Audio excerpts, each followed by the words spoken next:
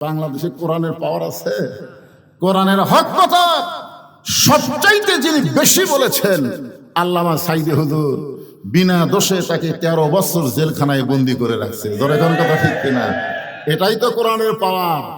আমরা কোরআনের পাখির জন্য দোয়া করতাম, আল্লামা সাইদির নাম ধরে দোয়া করা 15 বছর যায়নি। আমি এক জায়গায় কেবল বলছি আল্লামা সাইদির সাথে সাথে মাইক কেড়ে নিয়েছি। হুজুর আপনি কার নাম ধরলেন? এ তো রাজাকার। মনে মনে কই তোর বাপ মায়ের ঠিক নাই, তুই জাউরা সন্তান। জোরে কোন কথা ঠিক কিনা? কিন্তু জবান খুলে পারেনি। চিন্তা করে দেখেন, আমরা দোয়া করতাম আল্লাহ কোরআনের পাখিকে হায়াত দাও, সুস্থ করে রাখো। জেলখানার মধ্যে যখন তার চেহারা সুন্দর হচ্ছিল, তখন ভারতের প্রেসক্রিপশনে তাকে জেলখানা থেকে বের করে হাসপাতালে নিয়ে গিয়ে হত্যা করা হলো। জোরে কোন কথা ঠিক কিনা? এটাই হলো বাংলাদেশে কোরআনের অবস্থা। আর আমরা এইভাবে থাকতে চাই না।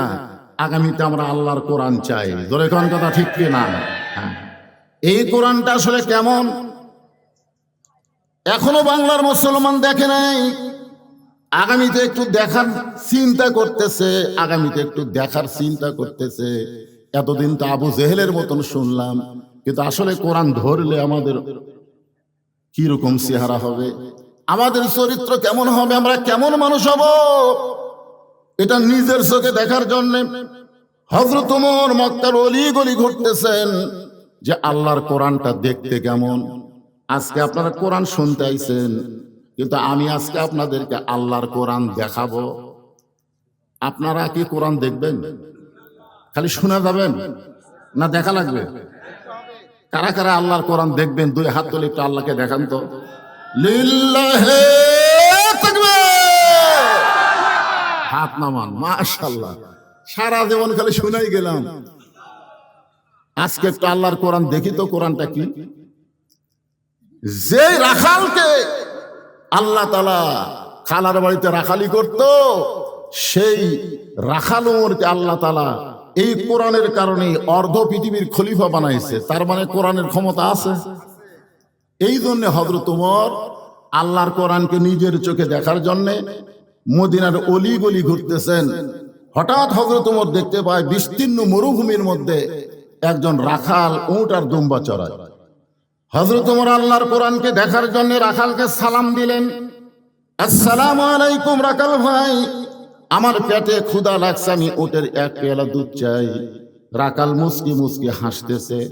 ওমর ফারুক বলে, রাখাল আমি তোমাকে সালাম দিলাম, উটের দুধ চাইলাম, তুমি সালামের উত্তর দাও না, উটের দুধ দিবা কিনা সেটাও বলো না, তুমি মুস্কি মুস্কি হাসতেছো কারণ কি? রাখাল বলতেছে, তোমার সালামের উত্তর দিব না, তোমাকে উটের দুধও দিবার পারবো না। ওমর ফারুক বললেন, আমার অপরাধ।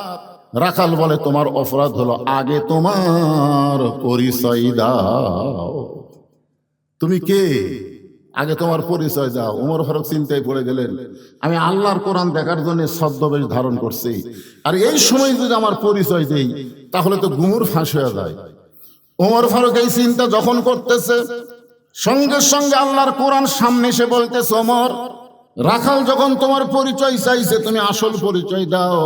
তোমার আসল পরিচয় হলো মিল্লাতা আবিকুম ইব্রাহিম হুয়া সাম্মাকুমুল মুসলিমিন।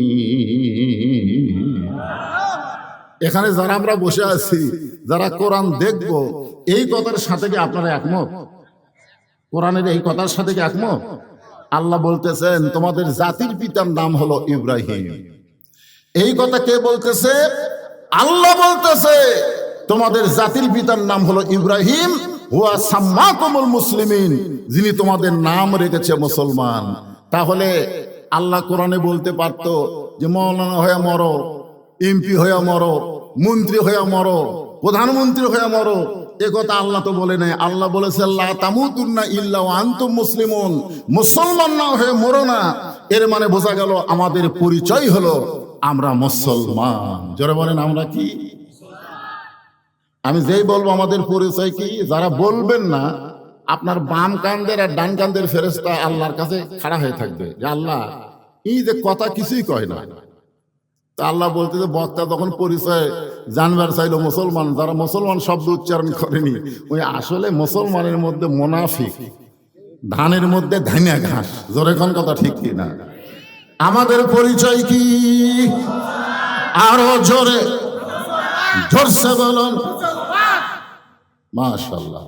ওমর ফারুক বললেন, রাখাল আমার পরিচয় যখন শুনতে চাও তাহলে আমি হইলাম একজন মুসলমান। রাখাল মুস্কি মুস্কি হাসি আর বলে, আসল না নকল? মারাত্মক কথা। উমর ফারুককে রাখাল বলতেছে আসল না নকল? মুসলমান তো কইলেন, কিন্তু এই যে মুসলমান, তুমি আসল না নকল? উমর ফারুক বলে, মুসলমান তো মুসলমানই, এর মধ্যে আসল নকল কি? রাখাল বলতেছে আসল মুসলমান যারা হবে তারা চাওয়ার ব্যাপারে সতর্ক থাকবে, জীবন গেলেও তারা আল্লাহ ছাড়া অন্য কারো কাছে চাইবে না। জোরে কোন কথা ঠিক কি না? এরকম মুসলমানকে আমরা দেখিনি। উকিল এসে বলতেছে, আপনি একটা দলের আমির, আপনার ফাঁসি হবে, আপনি যদি বাঁচতে চান তাহলে রাষ্ট্রপতির কাছে একটা দরখাস্ত লেখেন, রাষ্ট্রপতি দয়া করে যদি আপনাকে মাফ করে দেয় তাহলে আপনার ফাঁসির দণ্ড মওকুফ হয়ে যাবে। আসল মুসলমান মুস্কি মুস্কি হাসে। উকিল বলে, হাসেন কেন? বলে, হাসার কারণ হলো আমি আমার জীবনে 3টা রাষ্ট্রপতিকে ক্ষমতা থাকা অবস্থায় মরা দেখছি। কয়টা? 3টা রাষ্ট্রপতিকে ক্ষমতা থাকা অবস্থায় মরা দেখছি। একটা হলো শেখ মুজিবুর রহমান, একটা হলো জিয়াউর রহমান, একটা হলো জিল্লুর রহমান। যারা ক্ষমতা থাকতে নিজেরাই মরে যায়, কোন মুসলমান জীবন গেল তাদের কাছে প্রাণ ভিক্ষা চায় না। জোরে কোন কথা ঠিক কিনা? ইয়াকা নাবুদু ওয়া ইয়াকা নাস্তাইন।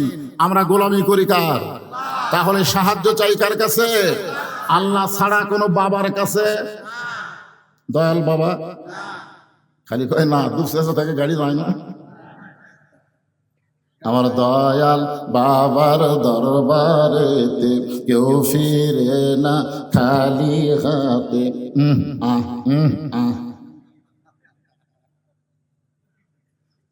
আসলে মানুষ বেঈমান হতে বেশি কিছু লাগে না, এইটাই যদি বিশ্বাস করে দয়াল বাবার দরবারেতে কেউ ফিরে না খালি হাতে, এইটা বিশ্বাস করা হলো কুফুরি। জোরে কোন কথা ঠিক কি না? বরং কি বলা লাগবে? আমার দয়ার আল্লাহর দরবারেতে কেউ ফিরে না খালি হাতে। আল্লাহ আল্লাহ আল্লাহ, লা ইলাহা ইল্লাল্লাহ মুহাম্মাদুর রাসূলুল্লাহ সাল্লাল্লাহু আলাইহি সাল্লাম। আচ্ছা, মাইকত কি তুমি ইকো দিছো বাবা? ইকো দিছো? ইকোটা বন্ধ করে দাও তো, সাউন্ড চেঞ্জ করে কেন? ওমর ফারুক বলে, রাখাল মুসলমান তো মুসলমানের মধ্যে আসল নকল কি? রাখাল বলতেছে, তুমি যদি আসল মুসলমান হও তাহলে তুমি দুধ চাইছো কার কাছে?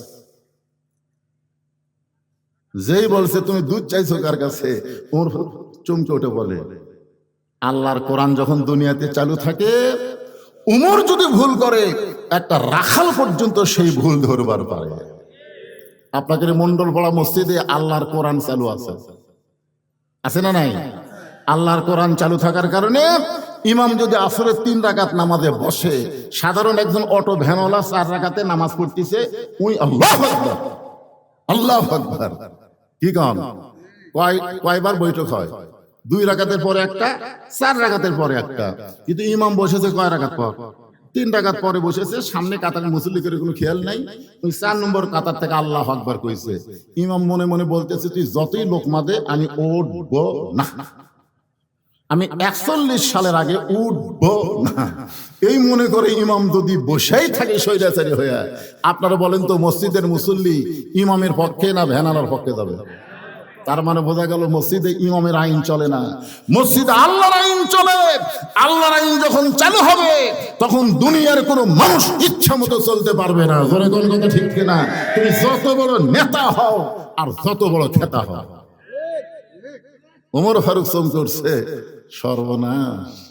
আল্লাহর কোরআন যখন চালু থাকে, ওমর যদি ভুল করে রাখাল পর্যন্ত ভুলটা ধরতে পারে।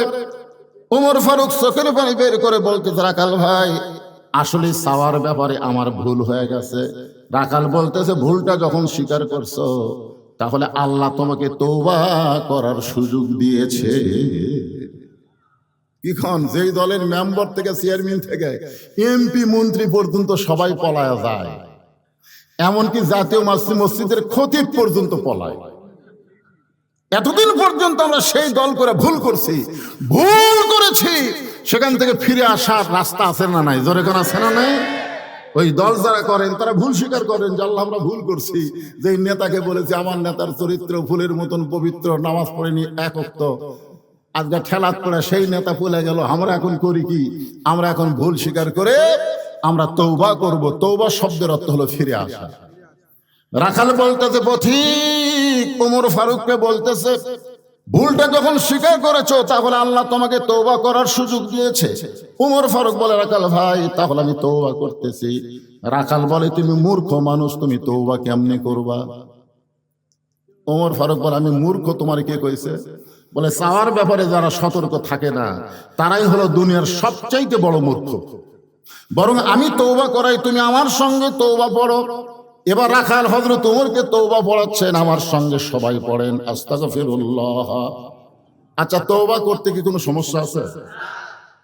সবাই, আল্লাহ রাসূল দিনে রাতে 70 বার তওবা করতেন, এই জন্য সকলে পড়েন আস্তাগফিরুল্লাহ রব্বি মিন কুল্লি জামবি ওয়া তুবু ইলাইহি লা হাওলা ওয়ালা কুওয়াতা ইল্লা বিল্লাহিল আলিয়্যিল আযীম। ওমর ফারুক তওবা করার পরে বলতেছে, ও রাখাল ভাই, আল্লাহর হস্তে উটের এক পেয়ালা দুধ দাও, যেই দুধটা পান করে আমি ক্ষুধা তৃষ্ণা নিবারণ করতে চাই। রাখাল মুস্কি মুস্কি হাসে। ওমর ফারুক বলে, রাখাল, আল্লাহর হস্তে উটের এক পেয়ালা দুধ চাইলাম, এরপরেও তুমি মুস্কি মুস্কি হাসো। রাখাল বলতেছে, তওবা করার পরে তুমি আবার মুনাফিকি করলে। যেই বলছে তওবা করার পরে তুমি মুনাফিকি করলে, ওমর ফারুকের চেহারা রক্তের মতন লাল হয়ে গেছে। কারণ আল্লাহ রাসূল বলেছেন কাফেররা থাকবে জাহান্নামের উপরে, আর মুনাফিক থাকবে, কোরআনেও আল্লাহ বলেছেন জাহান্নামের নিচে। সর্বনিচে থাকবে কে? মুনাফিক। সাহাবীরা বললেন, হুজুর এই বদমাইশ মুনাফিক কোন দল থেকে বের হবে? আল্লাহ রাসূল বললেন, ইহুদি খ্রিস্টান হিন্দু বৌদ্ধ থেকে মুনাফিকের তৈরি হবে না,